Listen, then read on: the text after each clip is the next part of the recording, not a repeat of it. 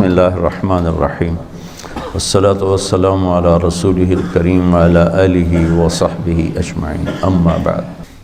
جب تک آدمی پھرتا نہیں، سفر کا مطلب ہوتا ہے کھل جانا، والصبح اذا اسفر، تو سفر سے چیزیں کھلتی ہیں۔ ابھی آپ کا سفر نہیں، میری زندگی سفر میں گزری، میں آتا ہوں آپ کو کارگزاری سناتا ہوں تاکہ آپ کی سفر تو نہیں ہوئے لیکن تھوڑی سا آپ کا ذہن کھلے۔ کینیڈا میرا یہ 5واں سفر تھا، یہ میں بھی گیا ہوں دسمبر میں۔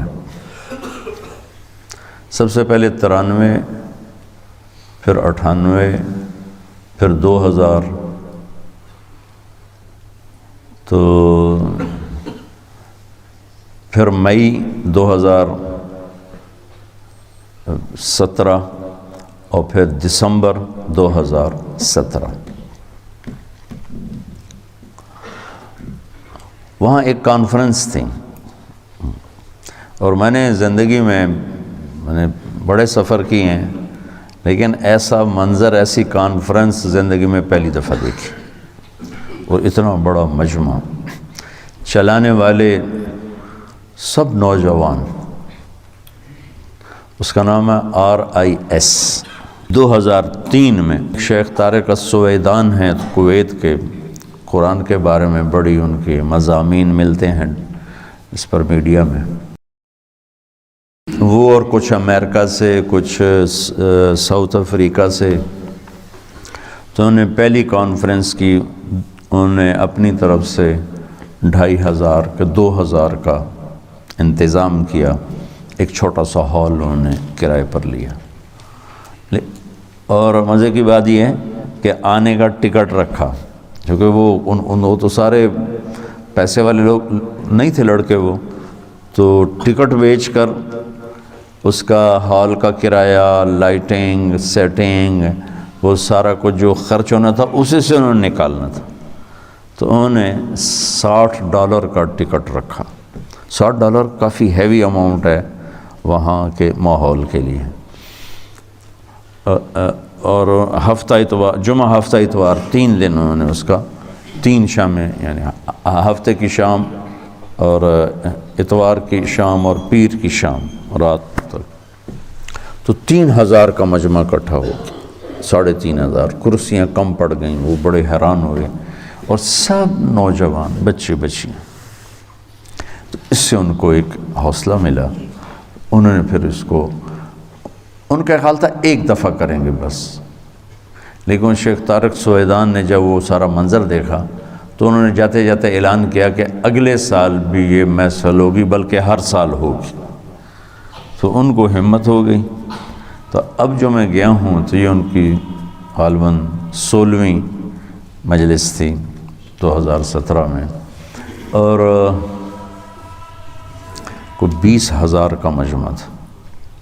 15,000 کرسیاں والا ہال تھا، وہ یعنی گراؤنڈ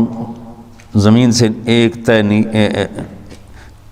نیچے، پھر دوسری تہ نیچے، پھر تیسری تہ نیچے، یہ جو اب کبھی ایئرپورٹ پہ آپ دیکھتے ہیں وہ الیکٹرک سیڑھیاں ہوتی ہیں، وہ لمبا نیچے، 1 پھر 2 پھر 3 منزل نیچے جا کر، 3 درک نیچے کو کہتے ہیں، تو 3 درک نیچے جا کر وہ ہال تھا، اور اس میں 15,000 کرسیاں بچھی ہوئی تھیں، 3 رو تھیں، ایک رو اس میں تھے لڑکے مرد، اور ادھر ایک رو تھی اس میں لڑکیاں خواتین، ایک درمیان میں رو تھی جس میں پوری فیملیز، یعنی میاں بیوی بچے آئے ہوئے ہیں، سارے اکٹھے آئے ہوئے ہیں، تو درمیانی رو ان کے لیے، اور رائٹ سائڈ والی مردوں کے لیے، اور لیفٹ سائڈ والی لڑکیوں کے لیے جو اکیلی ہیں۔ تو اب ان کی 25 آدمیوں کی ٹیم ہے، اس میں 5 لڑکیاں ہیں، 25 لڑکے ہیں، اور نیچے ان کے 500 لڑکے لڑکیاں ہیں کام کرتے، اور یہ سب مفت کام کرتے ہیں، کوئی تنخواہ نہیں، اور پوری حکومت کینیڈا اس کانفرنس کو بہت زیادہ خوش آمدید کہتی ہیں، کیونکہ 15-20 ہزار لوگ ان کے شہر میں جب آتے ہیں تو ہوٹل، ٹیکسیاں، ریسٹورنٹ اور دکانیں، سٹور، سب کی کمائی ہوتی، تو اس سے ان کی آمدنی بہت بڑھتی ہے۔ تو وہ اس لحاظ سے اس کانفرنس کو بہت عزت دیتے ہیں، پروٹوکول دیتے ہیں، اور ہر ساری اپنی گورنمنٹ مشینری ان کو مہیا کرتے ہیں۔ تو میں مئی میں جب گیا تو میری وہاں ملاقات ہوئی فوزان سے، تو میں نے اس سے کہا کہ میں آپ لوگوں کی کانفرنس میں آنا چاہتا ہوں۔ تو اس نے کہا جی میں نے تو جنید جمشید کو کئی دفعہ کہا، جنید جمشید کئی سال سے جاتے تھے اور وہاں نعت پڑھتے تھے کہ تم مولانا کو لے کر آؤ، لیکن وہ کہتے تھے کہ وہ کبھی نہیں آئیں گے، چونکہ وہاں وہ سارا مکس چل رہا ہوتا ہے، لڑکیاں لڑکے سب اکٹھے ہوتے ہیں، لیکن ہر لڑکی کے سر پہ سکارف ہوگا، 99.9 بچیاں سکارف، 1 2 4 10 20 15-20 ہزار میں اگر 100-200 بغیر سکارف کے ہیں تو یہ کوئی بڑا عدد کوئی نہیں ہے۔ فل سکارف کے ساتھ، نیچے چاہے ان کی پتلون ہوتی تھی، شرٹ ہوتی تھی، لیکن اوپر فل سکارف ہوتا تھا۔ تو کہا وہ جنید کہتا تھا وہ آئیں گے نہیں، یہاں تمہارا یہ سارا مکس پروگرام ہوتا ہے، کیسے آئیں؟ آپ پہلے آدمی تھے جو ایک نظم ترتیب کے ساتھ پڑھے ہوئے اور ایک خاص ذہن بھی، تو ہمیں ڈر تھا کہ ہمیں بہت ڈانٹ پڑے گی، یہ کیا ہو رہا ہے، یہ کیا ہو رہا ہے، یہ کیا ہو رہا ہے۔ تو لیکن آپ نے تو کچھ کہا ہی کوئی نہیں، آپ نے ہمارا بڑا حوصلہ بلند کیا۔ تو میرے لیے بھی نیا تجربہ تھا اور ان کے لیے بھی نیا، پہلی دفعہ اردو میں بیان ہو رہا تھا۔ وہ سارا مجمع انگلش جانتا ہے، عرب بھی تھے اور پاکستانی بھی، انڈین بھی، بنگالی بھی، ہر ترکی بھی، سب کی ایک لینگویج انگلش، تو لہذا سارے بیان وہاں انگلش میں ہوتے تھے۔ پہلی دفعہ میرا بیان اردو میں ہونے لگا تھا، دو ہوئے۔ جمعے کو وہ شروع ہوتی ہے کانفرنس، جمعے سے شروع ہوتی ہے،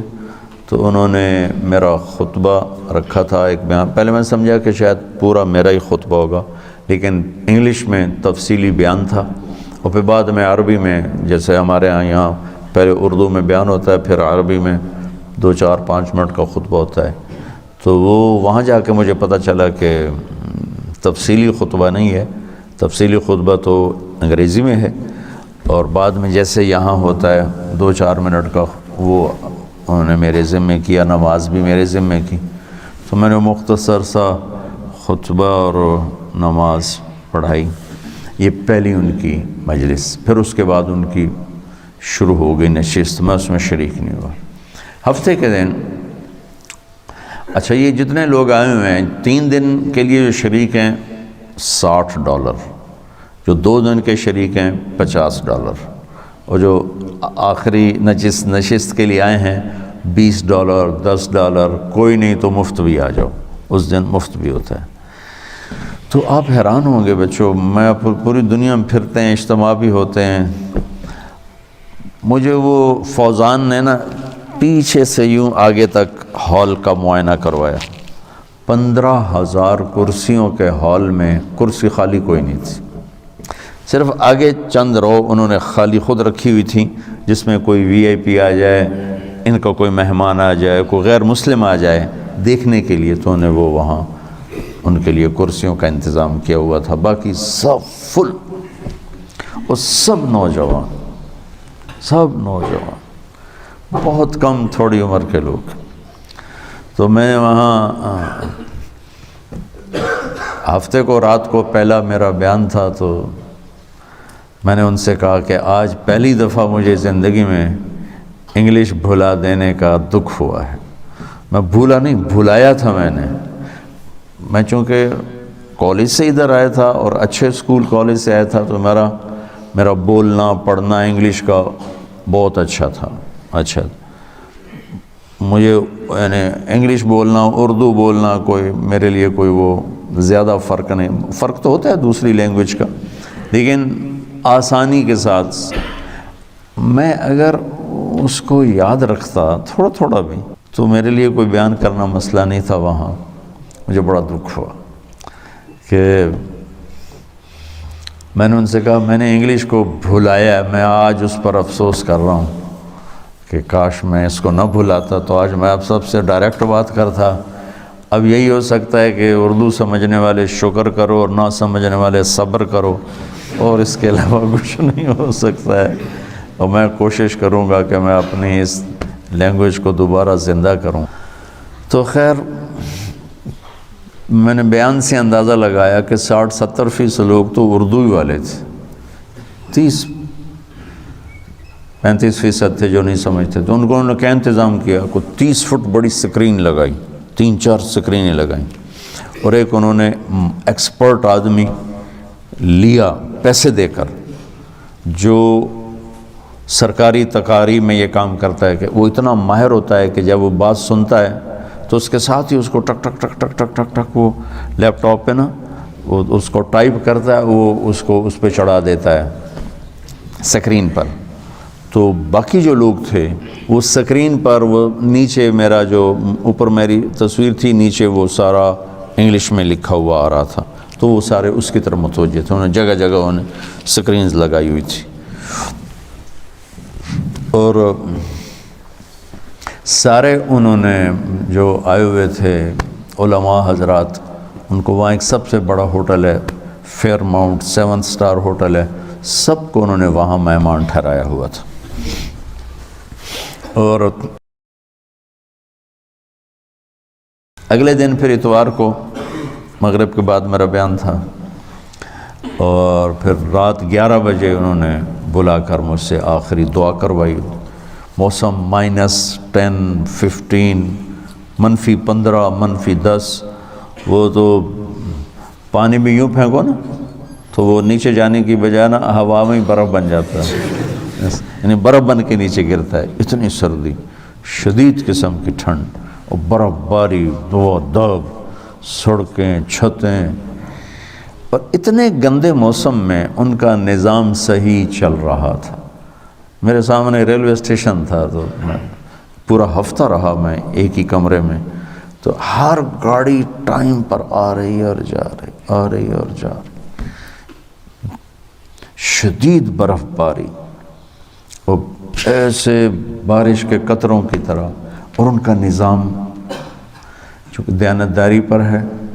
سچائی پر ہے، انصاف پر ہے، تو اتنے گندے موسم کے باوجود بھی وہ اپنا ملک بھی چلا رہے ہیں اور پوری دنیا کے ملکوں کو چلا رہے ہیں. ہمارے پاس اتنے عالی شان موسم ہیں، کھلے موسم ہیں، کھلی وادیاں ہیں اور وسائل سے مالا مال ملک ہیں،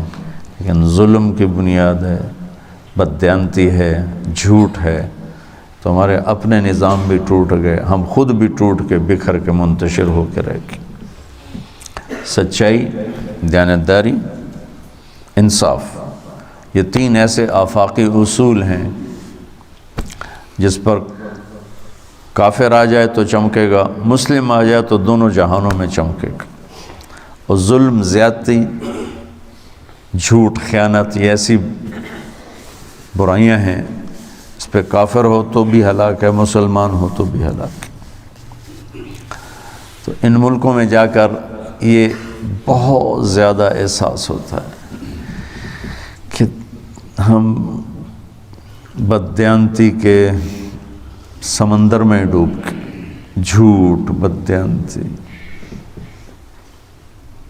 بہت دکھ ہوتا، بہت دکھ ہوتا. تو بچوں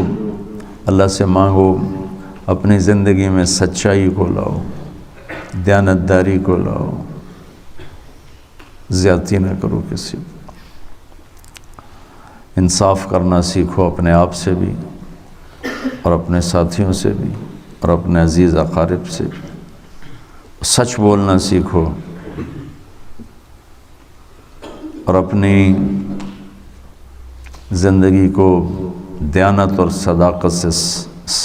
مزین کرنا سیکھو، تو انشاءاللہ آپ ہی کا نام ہوگا جدھر جاؤ گے، دنیا میں بھی آخرت میں بھی. اس لیے میرے عزیزو، دلوں کو کھلا رکھو، محبت تقسیم کرو، تباہ ہو گیا، اور میرا ملک تو خاص طور پہ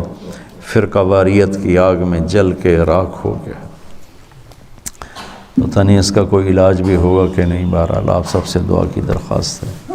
السلام علیکم۔